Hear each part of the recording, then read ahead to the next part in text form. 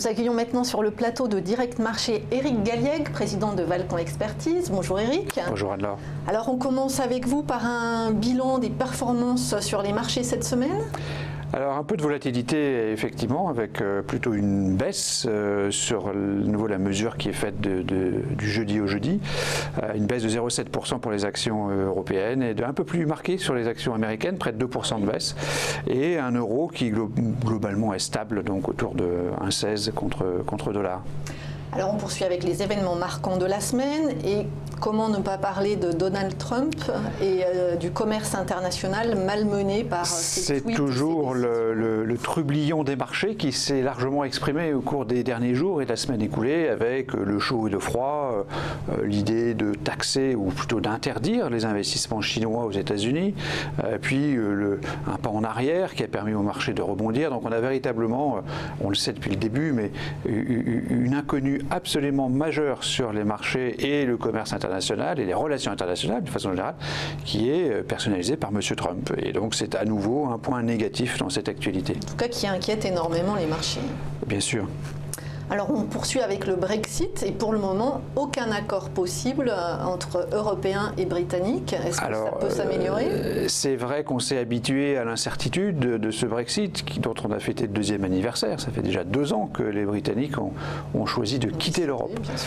Donc le sujet est de plus en plus d'actualité et va l'être de plus en plus car finalement on a bien décidé d'une période de 2 ans au cours de laquelle serait décidé un certain nombre d'accords entre la Grande-Bretagne et l'Europe. Donc cette date butoir c'est mars 2019 et on se rend compte que finalement ça se rapproche très très vite et que cette semaine notamment les différentes parties de part et d'autre de la Manche s'accusent de ne pas avancer et de fait il n'y a aucune avancée et donc de nombreuses entreprises qui commencent à s'exprimer et à dire s'il n'y a pas d'accord sur le Brexit on quittera la Grande-Bretagne, ce qui a notamment été l'annonce faite par Airbus, ce qui est quand même un événement majeur, 15 000 salariés en Grande-Bretagne.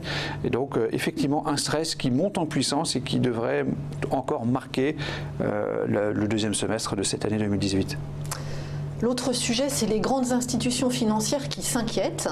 Alors effectivement, on a cette semaine 3 institutions et pas des moindres, donc la Banque de France, l'Association bancaire européenne et le Financial Stability Board qui s'inquiètent de différents sujets. La Banque de France qui craint une correction générale des marchés, le FSB qui s'inquiète de la liquidité qui pourrait disparaître en cas de hausse des taux d'intérêt et l'Union bancaire, enfin l'Association des banques européennes qui s'inquiète de la non-préparation des banques européennes au Brexit, justement. Donc ces 3 mises en garde concentrées en une semaine nous indiquent qu'effectivement la situation est compliquée, que le niveau de risque globalement est quand même très élevé.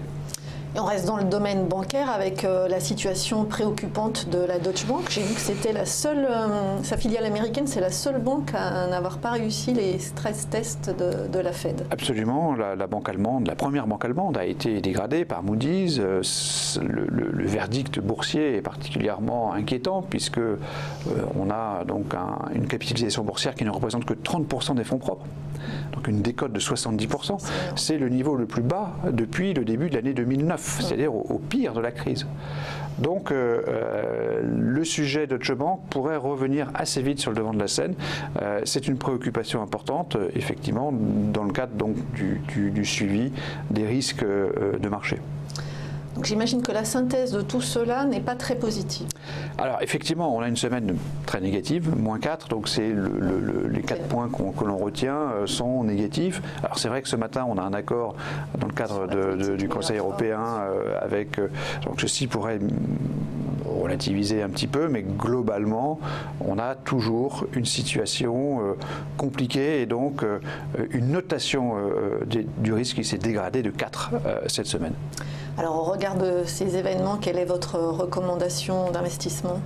Alors, nous sommes toujours dans une logique de sous-pondération action. On se rapproche d'un point d'entrée au fur et à mesure que le marché baisse et que les bénéfices montent néanmoins, puisqu'on regarde évidemment d'une façon fondamentale les marchés d'actions.